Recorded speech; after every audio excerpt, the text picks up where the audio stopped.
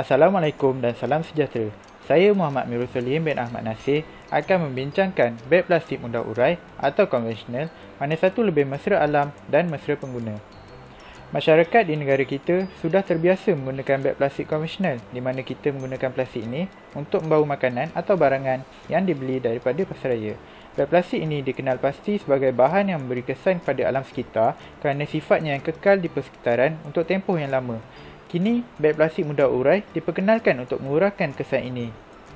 Beg plastik mudah urai dibuat daripada polimer hidrokarbon, boleh diurai dalam masa yang lebih singkat berbanding beg plastik konvensional dan diurai kepada plastik yang lebih kecil dikenali sebagai mikroplastik. Manakala, beg plastik konvensional pula dibuat daripada bahan petroleum dan mempunyai ikatan polimer yang kuat, mempunyai kandungan toksik yang tinggi dan mengambil masa yang lebih lama untuk mengurai, kira-kira 500 ke 1000 tahun. Antara konflik yang timbul adalah menjejaskan kesihatan manusia kerana plastik mengandungi bahan berbahaya seperti karsinogen yang boleh menyebabkan kanser. Seterusnya, berlaku pencemaran. Sampah-sampah yang terdiri daripada sisa plastik yang terkumpul di perairan kita sama ada di sungai ataupun laut boleh menyebabkan berlakunya pencemaran. Akhir sekali adalah ancaman kepada hidupan laut. Hidupan laut seperti penyu yang menganggap sisa plastik sebagai makanan akan mati akibat kandungan toksik yang tinggi yang terdapat dalam plastik itu.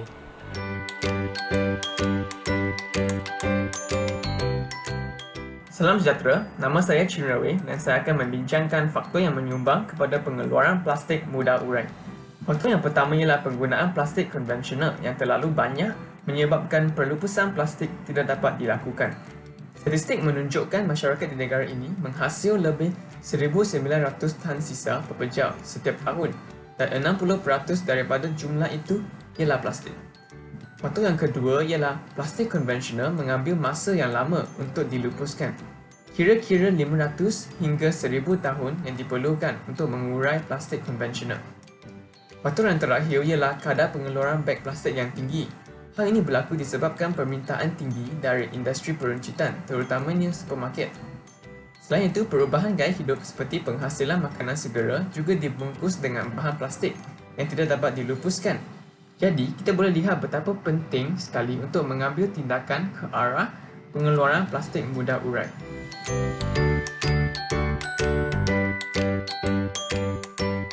Kaitan isu etika, keselamatan, kesihatan, komuniti dan alam sekitar dengan beg plastik mudah urai, rakyat Malaysia perlu mengubah sikap ambil mudah dan mengurangkan penggunaan beg plastik mudah urai. Ia memang tidak dapat dinafikan lagi bahawa beg plastik ini dapat memudahkan kerja harian mereka, tetapi dapat memudaratkan alam sekitar dalam jangka masa yang lama.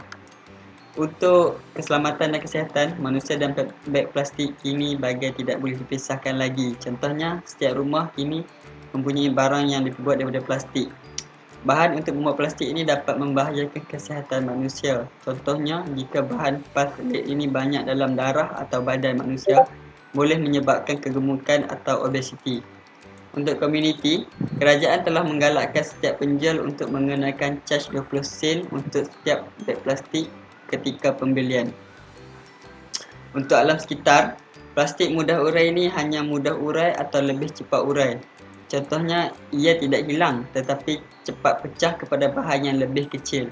Lebih buruk, mikroplastik ini mudah terapung dan akan tenggelam ke dasar laut sekaligus menjadikan ia mudah dimakan oleh hidupan laut lagi.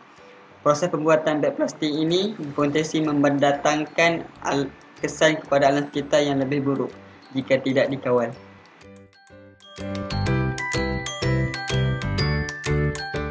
Assalamualaikum dan selamat sejahtera. Saya Abid Fariuddin ingin menerangkan cadangan yang boleh diambil untuk menyelesaikan isu beg plastik ini.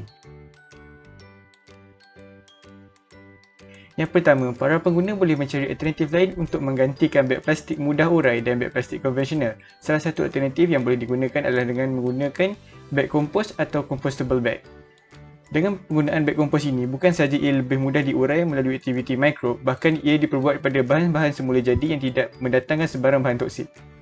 Langkah penyelesaian seterusnya adalah mengharamkan penggunaan sebarang jenis beg plastik sama ada di pasar raya, kedai runcit ataupun mana-mana premis atau jenis perniagaan yang menggunakan dan menyediakan beg plastik. Kempen larangan penggunaan beg plastik telah dilaksanakan di beberapa negeri di Malaysia. Akan tetapi ia perlu dikuatkuasakan di seluruh Malaysia dan mengharamkan penggunaan beg plastik ini di segala sektor perdagangan dan perniagaan. Akhir sekali, dengan mempergiatkan kempen kesedaran terhadap keburukan beg plastik dan cara mengenal pasti jenis-jenis beg plastik kepada masyarakat juga boleh membantu dalam menyelesaikan isu ini. Seterusnya, berdasarkan isu ini, beberapa pengajaran boleh kita ambil. Yang pertama, kita sebagai pengguna hendaklah bijak dalam memilih barang-barang yang hendak kita gunakan. Beg plastik konvensional banyak mendatangkan pelbagai isu, khususnya dari aspek alam sekitar. Bahkan terdapat kes beg plastik konvensional ini dimakan oleh penyu di laut akibat dari cara pelupusan beg plastik yang tidak betul, manakala bagi beg mudah urai ini menjadi makanan bagi hidupan laut apabila itu terurai menjadi mikroplastik dan terbenam di dasar laut. Daripada isu-isu ini, kita dapat lihat kesan-kesan negatif daripada penggunaan beg plastik yang kita perlu elakkan.